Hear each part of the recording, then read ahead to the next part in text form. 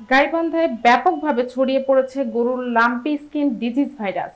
জেলার ৭টি উপজেলার বিভিন্ন এলাকায় এই ভাইরাস মারাত্মক আকার ধারণ করেছে। এতে করে ক্ষতিগ্রস্ত হচ্ছেন খামারিরা। মিলছে না কাঙ্ক্ষিত চিকিৎসার ফল। স্টাফ রিপোর্টার কাউসার জানান, এই ভাইরাসে আক্রান্ত হলে গরুর শরীরে প্রথমে জ্বর, গলা ফুলে যাওয়া, শরীরে গুটি ও ফোস্কা দেখা যায়। পরে ফোস্কা ফেটে গিয়ে তৈরি হয় ক্ষত। এক গরু থেকে অন্য গরুতে দ্রুত সংক্রমিত হয়, প্রতিদিনই বাড়ছে আক্রান্তের সংখ্যা।